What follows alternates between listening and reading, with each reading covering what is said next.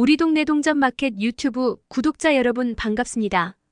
지난번에는 고려거란 전쟁 27회 예고, 악당 박진의 최후 통쾌한 결말, 최질의 배신, 인문학처 세술이란 주제의 영상을 보내드렸는데요.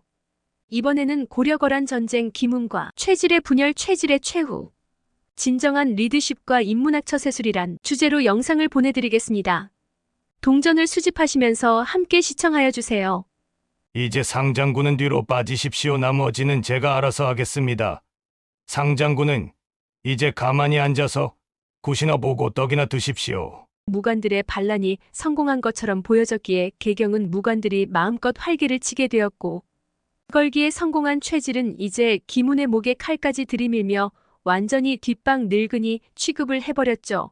사실 최질은 자신의 욕망을 위해서 역심을 품게 된 것이었고, 그 욕망을 실현하기 위해서는 많은 무관들의 지지를 받고 있던 기문이 꼭 필요했었습니다. 그렇기 때문에 항상 최질은 기문 옆에서 굿은 일도 마다하지 않고 했던 것이었는데요.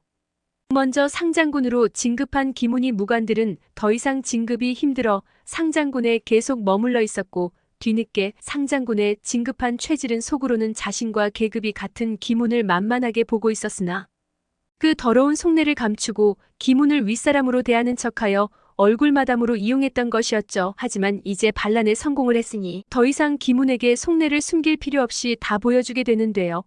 최질에게 치욕을 당한 기문은 뒤통수 맞은 기분에 한동안 얼떨떨했지만, 그렇다고 이미 쓰러진 물컵에 물을 다시 담을 수 없듯이 최질의 행패를 가만히 지켜보는 수밖에 없었습니다. 최질은 황제에게 상참 이상의 무관들은 모두 문관을 겸하기를 요청했고, 어사대를 혁파하고 금오대를 설치하여 무관들이 감찰을 맡게 하였고, 삼사를 혁파하고 도정서원이 고려의 재정을 관리하도록 만들었죠. 물론이 모든 것들은 현종을 겁박하여 이루어낸 결과이므로 비정상적이지만, 이번 사건을 통하여 무관들은 모두 취지를 따르게 되었습니다. 정말로 무관들의 세상이 온 것처럼 흥분 상태였기 때문에 기문의 명분론과 고리 덕분에 모였던 것이었죠. 그러나 이때까지만 해도 기문은 최질의 행패를 그저 두고 볼 수밖에 없었습니다. 방법이야 잘못되었지만 그래도 목숨 걸고 반란에 동참한 무관들이 그들을 배신하기도 힘들었던 것이었죠. 결정적으로 거란이 하필이 타이밍에 압록강에 다리를 건설하고 흥화진을 포위하고 고려로 쳐들어오는 사건이 발생하게 되었습니다. 그렇게 거란은 고려를 침략하는 동시에 개경에 사신을 보내어 또다시 협박을 시작하였죠. 강동 6주를 내놓지 않는다면 거란은 계속해서 남쪽으로 진군할 것입니다. 거란에서 온 사신은 비열한 웃음을 띠며 현종을 협박하며 이죽거리는데, 현종은 지금 무신들이 반란을 일으킨 것만 해도 정신이 없는데 엎친 데 덮친 격으로 거란이 쳐들어오게 되니 완전히 정신이 나가버릴 지경이었습니다. 하지만 그런 약한 모습을 거란의 사신에게 보여주기 싫어 억지로 태어난 척하며 말하길, 강동 6주 이미 서희 장군의 단판으로 거란이 고려의 땅으로 인정하기로 약속한 곳이요. 이제 와서 그 약속을 어기고 내놓으라고 우기는 법이 어디 있단 말이오. 현종의 단호한 대답을 들은 거란의 사신은 이미 현종이 무슨 말을 할지 다 예상을 했던 것처럼 한치의 망설임도 없이 말하길, 약속은 먼저 고려의 왕께서 어긴 게 아니십니까? 친조 오기로 약조해놓고 벌써 몇 년이 흐른지 잊으셨습니까? 그렇다면 그 약속부터 지키시는 게 먼저일 것 같습니다만. 거란 사신의 말을 들은 현종은 끝까지 친조를 요구하는 거란의 집요함에 정말 아찔할 수밖에 없었죠. 먼저 강조의 정변을 구실로 고려를 침략한 거란이 친조를 이행하지 않은 약속을 걸고 넘어지니 거란의 뻔뻔함에 현종은 화가 났습니다. 무관들의 반란만 없었더라면 국경의 수비를 더 견고하게 하여 저들의 침략에도 대비했을 터인데, 조정이 개판이 나버렸으니 거란과 싸워 이길 일말의 희망도 보이지 않았고, 결국 자신이 거란 황제 앞에 무릎을 꿇어 평화라도 지키는 방법밖에 없다는 생각에 치우치고 있었습니다. 하지만 강감찬과 유진 그리고 목숨 걸고 사신으로 다녀왔던 김은부 비롯한 수많은 신하들이 그 일을 반대하고 나섰고, 최질을 비롯한 무관들은 이제 겨우 무관들의 세상이 되었는데 또다시 전쟁을 치른다 생각하니 참을 수 없어 고려의 신하들을 무자비하게 폭행하며 현종이 친조하기를 협박했어요.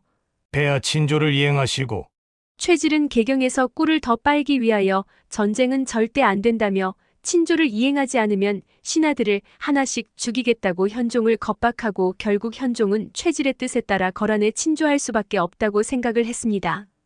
그리고 한쪽에서 조용히 모든 것을 지켜보고 있던 김훈의 심경의 변화가 일어나게 되었죠. 과거 최질은 거란에 투항한 후 사신으로 온 노전이 항복을 권한 것도 모자라 계속 야율융서를 황제라 부르자 격분하여 누가 황제냐 하며 그를 두들겨 패고 같이 온 거란 사신을 베어 죽이려고까지 한 애국심 강한 장수였습니다. 김훈이 최질을 말리지 않았더라면 정말로 거란의 사신까지 모조리 죽일 정도로 고려의 승리를 위했던 애국자였었는데 함께 이번 반란을 준비하면서도 늘 잘못된 것을 바로잡기 위함이라는 명분이 있었지만 지금 무관들의 세상을 유지하고 싶어 황제에게 친조까지 하라고 겁박하는 최질의 모습은 영락없는 반역자의 모습으로 보였던 것입니다. 결국 김훈은 자신들의 걸기가 정의를 위함이 아니라 욕망을 위한 역모였다는 걸 뒤늦게 깨닫게 되며 씁쓸하고 비통한 마음에 홀로 눈물을 펑펑 흘렸습니다. 그리고 당연히 반역자들은 모두 죽음으로밖에 그 죄를 씻을 방법이 없다는 것 또한 잘 알고 있었죠. 그렇기에 친조를 떠나려는 현종을 아련하게 생각한 김훈은 반란군들을 제거하는데 협조하겠다고 말하며 이후 이자림의 계책에 의해 반란군 19명을 모두 서경의 장락궁에 불러내는데 큰 역할을 하게 됩니다. 그리고 잔치가 무르익어 갈 때쯤 술에 취한 반란군들은 김훈과 최질을 포함해서 모두 처형되고 말죠. 사실 무관들의 잔치가 있을 때마다 김훈은 항상 술은 입에도 되지 않고 긴장한 모습을 보여주었는데요. 혹시라도 혈기 왕성한 무관들이 술에 취해 사고를 일으키게 되거나 비상사태를 대비해서 늘 전투 태세를 갖추고 있었던 거였죠. 그렇기에 김훈이 무관들의 편에 있었다고 한다면 아마도 이자림의 계책은 결코 성공하지 못했을 것입니다.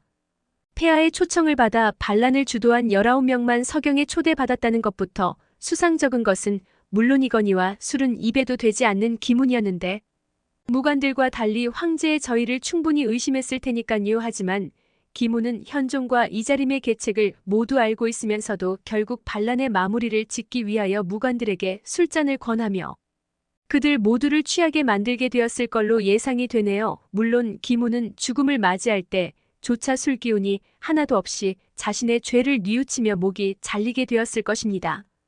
그렇게 김훈과 최질의 반란은 제압되고 난 후 현종은 고려를 침략한 거란을 또다시 압록강 너머로 쫓아내게 되고 이후 강감찬을 필두로 거란의 3차 침입을 훌륭하게 이겨내는 결과를 가져오게 되었네요.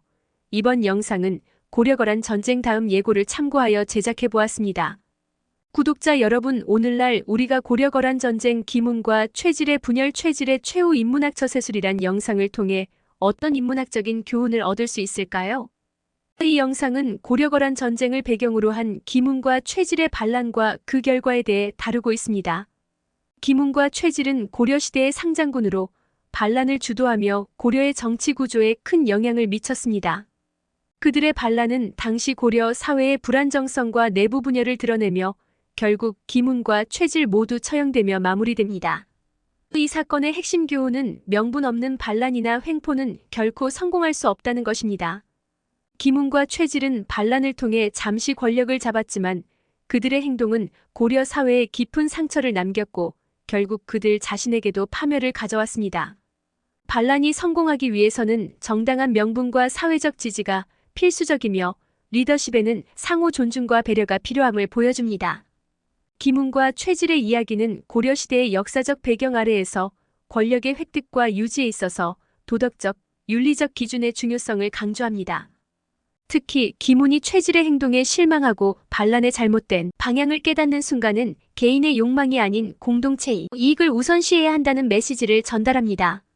또한 이 사건은 고려가 거란의 침입과 내부의 반란이라는 이중의 위기에 직면했음에도 불구하고 결국 내부의 분열을 극복하고 외부의 적을 물리치는 과정을 통해 국가의 단결과 회복력의 중요성을 드러냅니다.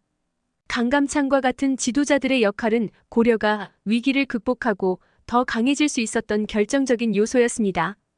진정한 리더십은 개인의 욕망이나 권력 추구를 넘어서 공동체의 이익과 발전을 우선시하는 데 그 뜻을 둡니다. 김훈과 최질의 이야기는 잘못된 방법으로 권력을 취득하고 유지하려는 행위가 결국 자신과 사회 모두에게 어떤 결과를 가져오는지를 보여줍니다. 이들의 행동은 단기적으로는 성공한 것처럼 보일 수 있으나 장기적으로 보면 그 결과는 파멸적입니다. 이는 권력을 추구하는 모든 이에게 중요한 교훈을 제공합니다. 이야기의 결말은 무관들의 세상이라는 잘못된 이상을 추구하던 최질의 최후와 함께 올바른 방향으로 나아가기 위한 고려 사회의 결단을 상징합니다. 현종과 그의 신하들 그리고 강감찬과 같은 지도자들의 결정은 고려가 외부의 침략을 물리치고 내부의 안정을 회복하는 데 결정적인 역할을 했습니다. 이는 리더십이 단지 개인의 권력을 넘어서 사회 전체의 안녕과 발전을 위해 행해져야 함을 강조합니다. 우리 동네 동전마켓 유튜브 구독자 여러분, 오늘은 여기까지입니다. 계속적으로 동전과 지폐 수집에 관한 다양한 영상과 역사인문학에 관한 다양한 영상을 보내드리겠습니다. 이 영상이 유익하셨다면 구독과 좋아요 꼭 눌러주시면 감사하겠습니다. 다음 영상에서 또 만나요.